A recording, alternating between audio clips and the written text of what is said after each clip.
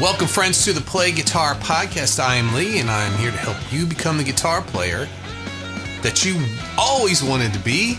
We're going to talk about rhythm today. Why good rhythm is more important than speed.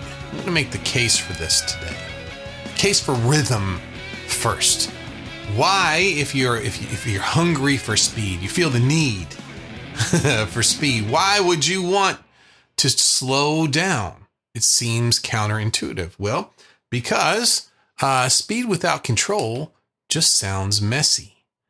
One thing I learned is that how you feel while you're playing guitar is not an accurate representation of how things actually are. You could feel like you're doing great. You're playing stuff you've never played before. You're playing and it's just going perfect. And then you can listen back if you record it and realize, hey, there's some tightening up that could happen. We're distracted when we're thinking a lot. We're focused on one thing. We have actually not one thing, multiple things at one time. We're focused on trying to get our hands in sync, remember what it is we're supposed to play.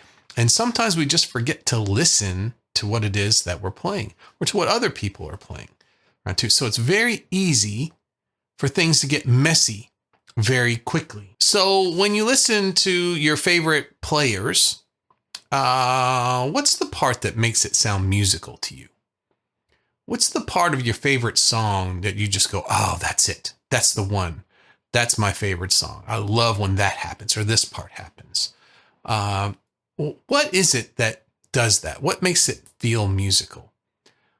I would put money on it that rhythm has a lot to do with it. When something happens, as opposed to what's being played. We have some notes. We have some chords. If you've noticed, you start learning some songs, you realize that a lot of songs share the same chords or the same chord progressions. So we're doing a lot of repeating when we play music, right? So what's the one thing that we always have that can change things up? Not what we play, when we play it. If you can combine something that's a common song, but play it in a way rhythmically that hasn't been heard before, you can get something that is pretty unique, right? And can play in just a way that you might want to sound. Rhythm is what makes solos feel musical. It's not just the flashy stuff. And solid timing makes even simple licks sound professional. Repeating licks between strings are notorious for being sloppy. These are in some Led Zeppelin songs. You hear these kind of sounds and they're very hard to pull off accurately. You're repeating back and forth between two strings very quickly, and it's a lot of movement and not a lot of time on one single string. The one we hear all the time is,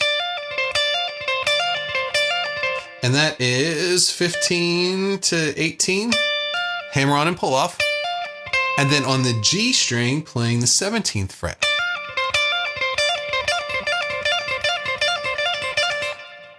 Those kind of licks are always super sloppy rhythmically because of all that movement that has to go on. I was doing one with the same idea, but on the top two strings, on top of G minor pentatonic. I was trying to pick every note. So I'm going to play it slow with some interesting rhythms, and then I'm going to play it back and forth to sloppy again. You tell me which one sounds better.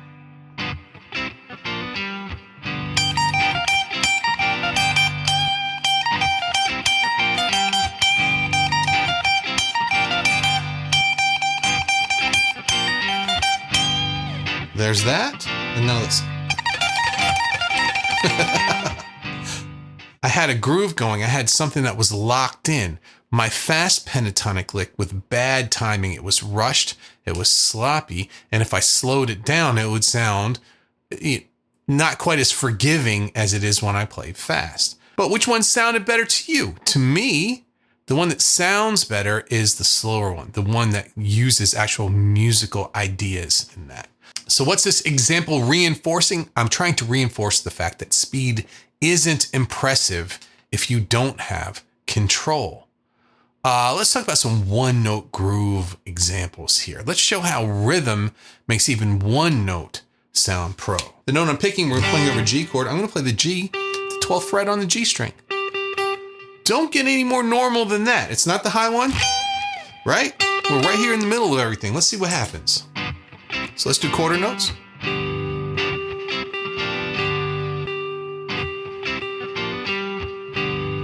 Eighth notes.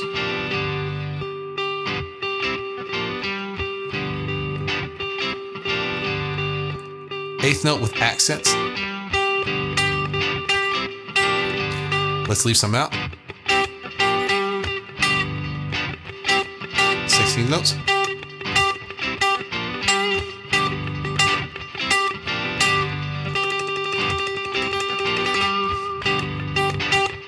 Quarter notes quiet. Eighth notes a little bit louder. 16th notes with vibrato.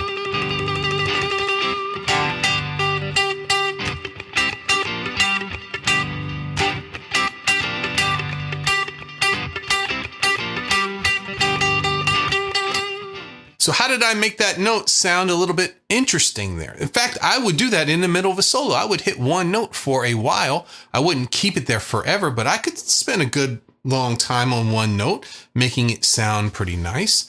So what do you have to do to be able to do that? Well, what you do is you need to know a little bit about rhythm. And this brings us to our next section, why beginners struggle with rhythm. Why do you think beginners struggle with rhythm? We all know rhythm. Hopefully we all have a heartbeat, right? We all understand even rhythms. We all understand they can speed up when you get excited. They can slow down when you get sleepy, right? So we understand what a steady rhythm is. Why do we have such a hard time playing it there? Well, my idea about this is that most guitar players don't care about it. They skip it. They are going straight for all the patterns and the designs and the scales and all those things. They're worrying so much about what note they're playing. They forget that rhythm is in every note that you have to play. They skip the timing practice early on. Why? Because we always go for the flashy stuff, right? It is easier to focus on putting a finger down on the fretboard than it is to play in time in the beginning as well too. You know, it's kind of like your phone. This is not an advanced, this is user friendly, right? I want this, boom, I tap on it. So what we're going to do is I want to play that C note, boom, I'm going to put my finger on it. But the way that it comes across is so much more important than what note it is. You'll get that over time, but how do you play it in a certain way? Another thing about a beginner who's trying to learn guitar in the beginning is they avoid working on rhythms because playing in time feels awkward at first. We are emotional. We react to things. And when you are locked in a rhythm, emotion is pretty tough to pay attention to, right? You got to put that stuff to the side because why? You got a tempo that you got to stick to, right? But the cool thing is once you get used to it, you'll be able to manipulate that tempo to play before the beat or after the beat. You'll be able to add emotion into it and still be locked to a tempo. I'm going to try to do a straight lick, and then I'll do the same lick but syncopated, and then I'll do the same lick putting some swing into it. So I'm going to play these notes. This is a G major scale. I'm going to start with a D note on the 12th fret, 12, 14 to an E, 12 on the G string, 14 on the G string for an A note, and then all the way up to a B on the 12th fret of the B string. So if I put my metronome on at 84 beats per minute, and I played these straight,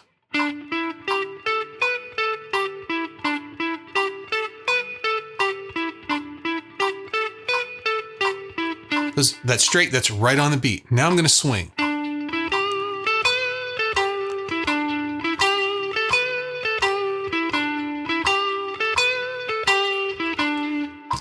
When I play swing, it's as if I'm playing triplets. 1, 2, 3, 1, 2, 3, 1, 2, 3, 1. I was playing the first note and then the last note of a triplet. Where I would play an eighth note, it's longer. I've pushed it out farther towards the next note. Notice that my second note is very quick before it goes to the third. Instead of going eighth notes, it's boom, boom, boom, boom, boom, boom, boom, boom, boom, boom, boom, boom. So how about syncopated? We'll put the metronome back on. Straight. Syncopated.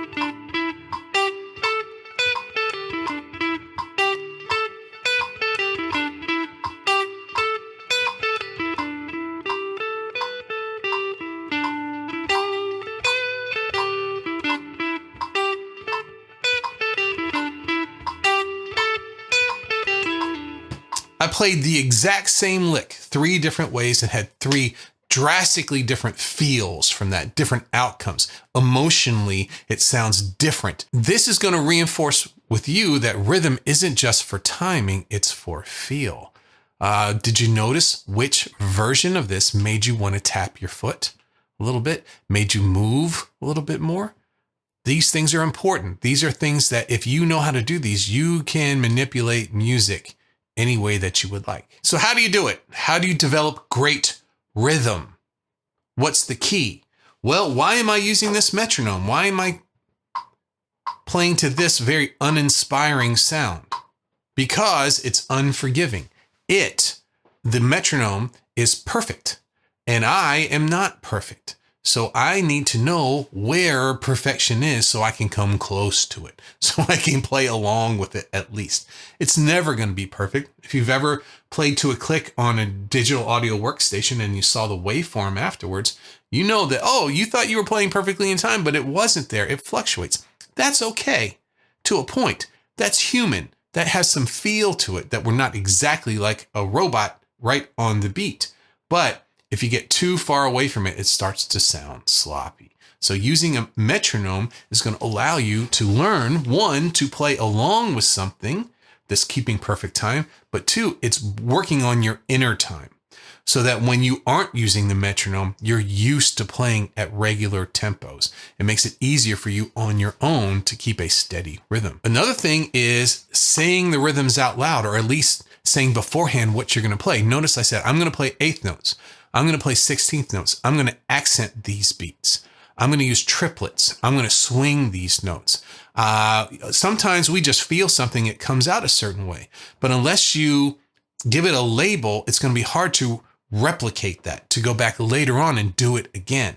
So intentionally play eighth notes, intentionally play 16th notes, intentionally leave one ringing while the other ones are coming up, and you know those are going to be 16th notes. When you know the difference, then you can take control of this and you can use them sprinkled all over the place and getting some really, really nice results. Another thing that you can try is recording yourself. I've said it a million times, I'm going to say it again. Record yourself playing. Hear what you sound like. Hear what other people are hearing, right? And listen in particular for drift. What does that mean, drift? Well, you might start off in time, but over time, things might go horribly wrong, right? So you may be noticing, oh gosh, as I got to this more complicated chord progression where I was having to think about what I'm doing too much, I was late. I was moving slower and slower away from where I was supposed to be. Or I was getting excited, or I was playing 16th notes. I was playing something that's fast, and we tend to rush when we play things that are fast. So I might be drifting forward. I might be hitting those before the beat was supposed to happen.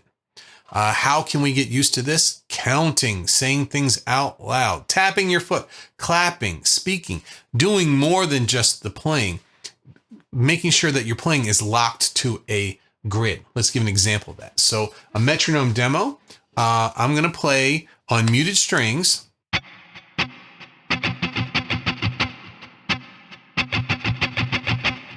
Now, what is this? So I'm tapping my foot. That could be 1, 2, 3 E and a 4 E endo. So before I just played it, I didn't even know I was going to play. I just started making up a rhythm. But now I know exactly what it is. 1, 2, 3 E and a 4 E endo. That means the first 2 were quarter notes and the last 2 were 16th notes. 1, 2, 3 E and a 4. So that's kind of the feel of the song that I'm